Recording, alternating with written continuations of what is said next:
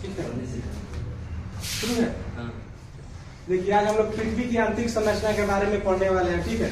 अब देखिए जो पृथ्वी है, पृथ्वी की आकृति कैसी है? गोलाकार है। तो पृथ्वी गोल है, सबसे पहले किसने कहा था? पृथ्वी गोल है, सबसे पहले किसने कहा था? पाइथागोरस। लेकिन इसके बाद इरेटोस्थनीज और अरस्तु ने भी कहा कि पृथ्वी गोल है। लेकिन ये आपसे पूछेगा कि पृथ्वी नारंगी के समान गोल है, इसके बारे में सबसे पहले जानकारी किसने दिया? तो न्यूटन। पृथ्वी नारंगी के समान गोल है, न्यूटन कहते हैं। लेकिन पृथ्वी गोल है सबसे पहले किसने कहा? तो पाइथागोरस ने। इसको याद रखिएगा। चलिए अब पृथ्वी के देखिए आंतरिक संरचना के बारे में हम लोग पढ़ेंगे कि पृथ्वी के अंदर जो है ये क्या है, ठीक है।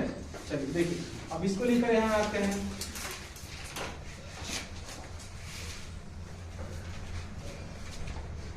देखिए पृथ्वी के परतों को 3 भागों में बांटा गया। कितने भागों में बांटा गया है? 3 भागों में बांटा गया। सबसे ऊपरी भाग को क्या कहते हैं? सबसे ऊपरी भाग को कहा जाता है भूपर्पट्टी। पृथ्वी के सबसे ऊपरी भाग को क्या कहा जाता है? भूपर्पट्टी, ठीक है। उसके बाद में जो बीच वाला भाग है इसको कहा जाता है मेंटल। क्या कहा जाता है? मेंटल। इसको कहा जाता है कोर। इसको क्या कहा जाता है? कोर, ठीक है। अब देखिए इसको सियाल भी कहा जाता है। ऊपर वाले भूपर्पट्टी को क्या कहा जाता है? सियाल। इसको सियाल कहा जाता है, ठीक है। इसको सिया भी कहा जाता है और इसको नीफे कहा जाता है। इसको क्या कहा जाता है? नीफे, ठीक है। अब देखिए जो इसका गहराई है आपका जो भूपर्पट्टी है 34 किलोमीटर से लेकर लगभग 200 किलोमीटर तक पाया जाता है। भूपर्पट्टी की गहराई कितना है?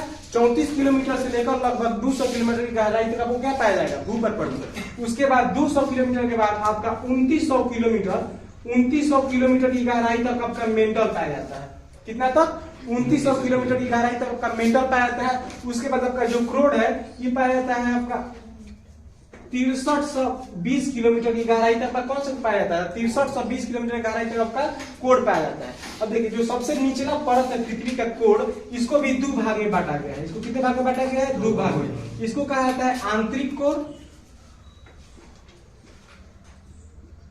और इसके ऊपर वाले को कहा जाता है बाह्य कोर। इसको कहा जाता है बाह्य कोर, ठीक है।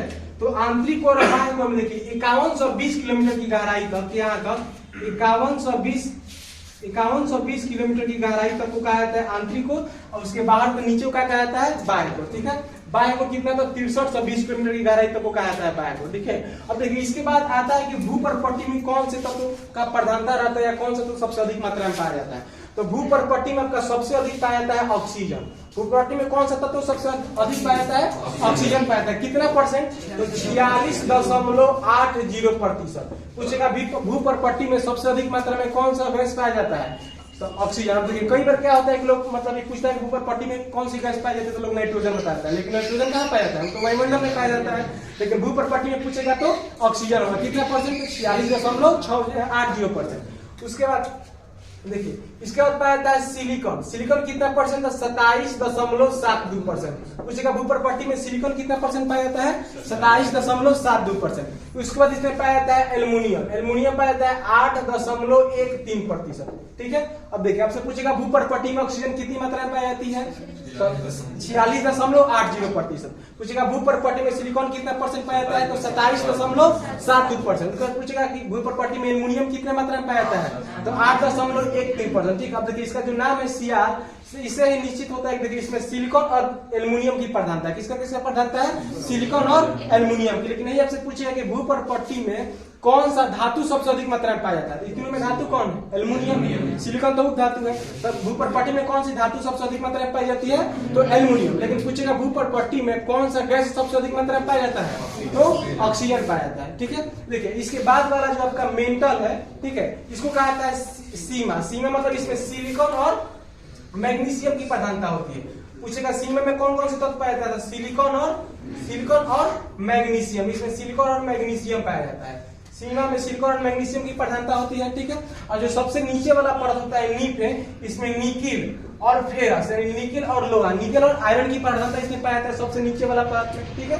कोर में क्या पाया जाता है? निकिल और फेरस। सबसे ऊपर वाले में क्या पाया जाता है? तो ऑक्सीजन, सिलिकॉन और एल्युमिनियम। और मेंटल में क्या पाया जाता है? तो सिलिकॉन और मैग्नीशियम, ठीक है। देखिए अब इसके बाद आता है कि पृथ्वी के नीचे जाने पर इसके तापमान में क्या परिवर्तन होता है, इसके घनत्व में क्या परिवर्तन होता है। देखिए तो याद रखिएगा पृथ्वी में नीचे जाने पर जैसे जैसे नीचे जाइएगा तो पृथ्वी का क्या तापमान बढ़ेगा, ठीक है। याद रखिएगा नीचे जाने पर पृथ्वी में नीचे जाने पर पृथ्वी की सतह में नीचे जाने पर तापमान और घनत्व दोनों क्या होता है, बढ़ता है। तापमान और घनत्व दोनों बढ़ता है, इसको याद रखिएगा, तापमान और घनत्व दोनों बढ़ता है। अब देखिए बताइए कि तापमान और घनत्व दोनों बढ़ता है तो सबसे अधिक घनत्व किसका होगा? सबसे ऊपर वाला घनत्व सबसे अधिक होगा कि सबसे नीचे वाला घनत्व सबसे अधिक होगा? ठीक है, तो देखिए तो याद रखिएगा पृथ्वी का जो कोण वाला भाग है इसका घनत्व सबसे अधिक होता है और आपका भूपर्पट्टी है इसका घनत्व कम पाया जाता है। ठीक है, तो भूपर्पट्टी का घनत्व कितना होता है? तो औसतन इसका घनत्व 2.5 से 3.5 घन सेंटीमीटर क्यूब पाया जाता है, ग्राम सेंटीमीटर क्यूब पाया जाता है इसका तापमान। ठीक है, और पूछेगा नीचे वाला का तापमान कितना पाया जाता है? तो इसका लगभग 12 से 13 ग्राम सेंटीमीटर प्रति क्यूब इसका तापमान पाया जाता है। ठीक है, अगर पूछेगा देखिए सबसे अधिक बार ये आता है कि पृथ्वी का औसत घनत्व कितना है? पृथ्वी का औसत घनत्व, इसको जरूर याद रखिएगा, अधिकांश रूप से यह आता है पृथ्वी का औसत घनत्व। ठीक है, तो पृथ्वी का औसत घनत्व है 5.5 ग्राम प्रति सेंटीमीटर क्यूब। पृथ्वी का औसत घनत्व कितना है? 5.5 ग्राम प्रति सेंटीमीटर क्यूब। ठीक है, और पूछेगा कि पृथ्वी के नीचे जाने पर तापमान बढ़ेगा तो सबसे अधिक तापमान कहाँ पाया जाएगा? तो सबसे अधिक तापमान आपका पाया जाएगा कोण भाग में। ठीक है, अब कई बार आपसे पूछता है कि जो पृथ्वी का कोण वाला भाग है सबसे नीचे वाला भाग ये किस रूप में पाया जाता है? तो ये पिघला हुआ प्लास्टिक के रूप में पाया जाता है। किस रूप में पाया जाता है? पिघला हुआ प्लास्टिक के रूप में। ठीक है, उसके बाद देखिए अब वैज्ञानिकों द्वारा पता लगाया गया कि जैसे मान लीजिए आपका ज्वालामुखी की क्रिया जो होती है ज्वालामुखी, तो ज्वालामुखी कहां से निकलता है? तो ये आपके क्रूड वाले भाग से। कभी कभी क्या होता है, जिसे देखिए ये आपका ज्वालामुखी है। ठीक है, ज्वालामुखी जो पिघली हुई द्रव के रूप में है, इसमें से जब लावा निकलता है लावा और जलवाष्प सब गैस निकलता है उसमें, तो इसको क्या कहते हैं? इसको ज्वालामुखी क्रिया कहा जाता है, ज्वालामुखी। ठीक है, अब ज्वालामुखी यहाँ से निकलता है लेकिन पृथ्वी के जिस केंद्र पर सबसे पहले निकलता है इसको क्या कहा जाता है? ज्वालामुखी उद्गार छिद्र को क्या कहा जाता है? क्रेटर। क्या कहा जाएगा? जहां से निकलता है वहां को कहा जाता है क्रेटर। अभी क्रेटर भाग कहाँ होगा? क्रेटर तो सबसे ऊपर वाला में होगा, भूपर्पट्टी में। तो क्रेटर अगर पूछेगा ज्वालामुखी जहां से निकलता है, ज्वालामुखी जो गैस से निकलती है, जलवाष्प निकलता है, जो भी निकलता है वो कहां से निकलता है? तो भूपर्पट्टी, मतलब भूपर्पट्टी से बाहर आता है। लेकिन निकलता कहां से? तो क्रूड भाग में। पृथ्वी के जो क्रूड भाग है पिघला हुआ द्रव के रूप में प्लास्टिक जैसा है और उसमें ही लावा और अन्य चीजें जो है इसमें सबसे नीचे वाले भाग में ही पाई जाती है। ठीक है, अब चलिए देखिए एक बार इसको सबको रिकॉल करते हैं जिससे आपको क्लास में याद है। जैसे देखिए पूछेगा पृथ्वी का औसत घनत्व कितना पाया जाता है? 5.5 ग्राम सेंटीमीटर क्यूब। पृथ्वी का सबसे अधिक घनत्व किस भाग में पाया जाता है? भूपर्पट्टी में। सबसे कम घनत्व किस में पाया जाता है? सॉरी, पृथ्वी का सबसे कम घनत्व कहाँ? भूपर्पट्टी में। सबसे कम घनत्व कहाँ? तो कोण वाले भाग में। ठीक है, पूछेगा पृथ्वी का सबसे अधिक तापमान किस परत में पाया जाता है? तो सबसे नीचे वाले परत में सबसे अधिक तापमान और सबसे ऊपर वाले परत में सबसे कम तापमान पाया जाता है। ठीक है, उस पर बताया गया नहीं लिखा है कि पृथ्वी को गोल सबसे पहले किसने बताया था? पाइथागोरस। लेकिन पृथ्वी को नारंगी के समान गोल किसने बताया? आप न्यूटन बताया था। नारंगी के समान गोल किसने बताया था? न्यूटन। उसके बाद इरेटोस्थनीज और अरस्तु द्वारा भी कहा गया था कि पृथ्वी गोल है। ठीक है, अब देखिए इससे ही क्वेश्चन आता है एक और, आप यहाँ से देखिए जैसे भूपर्पट्टी है, मेंटल है, कोण है। देखिए भूपर्पट्टी और मेंटल इसके बीच में जो सीमा बनाता है, इस सीमा को क्या कहेंगे? जैसे मान लीजिए ऊपर वाला भूपर्पट्टी परत हो गया और इसके नीचे मेंटल हो गया, तो कहीं ना कहीं चेंज हुआ होगा। तो इसके बीच वाले सीमा को क्या कहा जाता है? तो इसको इस सीमा को कहा जाता है मोहो डिसकंटिन्यूटी। इसको क्या कहा जाता है? मोहो डिसकंटिन्यूटी। इसको कहा जाता है मोहो डिसकंटिन्यूटी। डिसकंटिन्यूटी। ठीक है, अब पूछेगा आपसे क्वेश्चन भूपर्पट्टी और मेंटल के बीच वाले जो परत है उसको क्या कहा जाएगा? उसको कहा जाएगा मोहो डिसकंटिन्यूटी। हिंदी में इसको कहा जाता है मोह असंबद्धता। क्या कहता है? मोह असंबद्धता।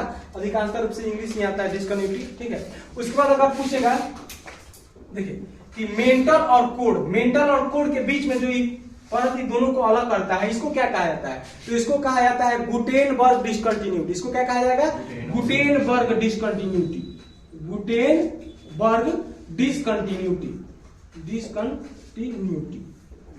Gutenberg discontinuity. उसके बाद देखिए अभी जो कोण वाला भाग है तो ये भी तो दो है, एगो आंतरिक और एगो बाह्य कोण। तो इसको कौन अलग करता है? तो इसको कहा गया है लेहमान डिसकंटिन्यूटी। इसको क्या कहा गया है? लेहमान डिसकंटिन्यूटी। देखिए यहां लिख देते हैं, इसको कहा गया है लेहमान डिसकंटिन्यूटी।